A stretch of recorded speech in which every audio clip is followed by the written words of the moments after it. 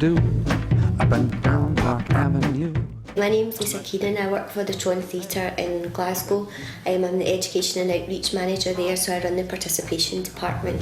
Wide spats, lots of dollars, spending every dime.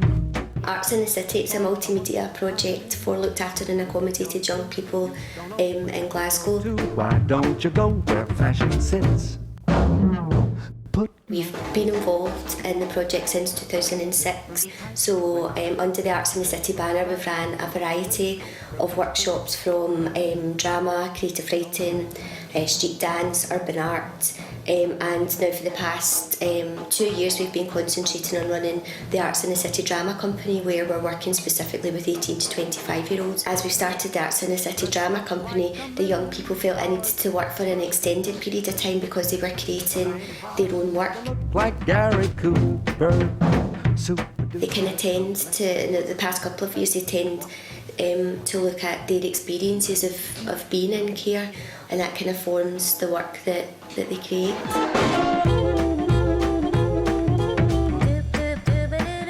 One of the aims of the project was to increase the number of young people looked after and accommodated that were accessing arts activities. I mean, there's loads of fantastic arts opportunities across the city that young people can get involved in, but predominantly young people in care weren't accessing these opportunities. Having the project at the Tron meant that the young people involved, as well as like in tandem with the skills that they're learning in the workshop, whether that's animation or drama or creative writing, but they're also getting to know our building. They're making a relationship with the Tron, so they're accessing the social spaces in the Tron.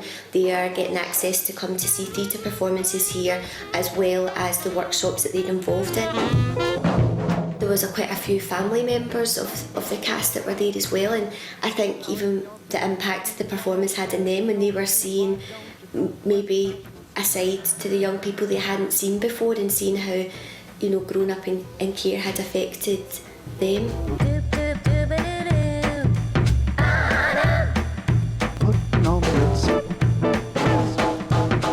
My name is Shona McMillan and I'm the Project Director of People and Songs of the Sea. It's my mum's 80th birthday, and she came from the fishing community, and she said, "It's great what you've done with Highland culture, but when are you going to celebrate your own culture? When are you going to celebrate the fishing community?" It was very important to me to engage with the fishing community themselves. I wanted to reach out and meet them. I did that first of all by putting together exhibitions which I put into 14 venues from Edinburgh to Eyemouth. Spending every dime. I launched an album recorded with Green Tracks Recordings, a compilation album where we used a selection of artists from Scotland and Ireland, but in addition, very important to me, we invited 100 local fisher folk to come and record. I then thought, well, I need a proper website. There was already a MySpace account set up. I need a Facebook page. I sat and I looked at all the social media that was required. Dressed up like $1 million. As a business person, I was used to engaging other people to come and build websites. I'd never done anything like that myself. It's achieved 30,000 hits. In addition to that, it's actually picked up awards from other countries around the world, and certainly a lot of interest from the Celtic countries.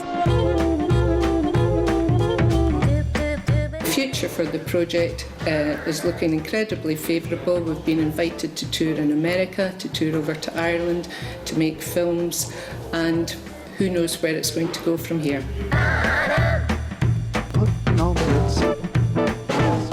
My name's Christine Muir. I am the Marketing and Administration Officer for Giant. We provide curious, unexpected and inspiring creative experiences for children under 12 and their families.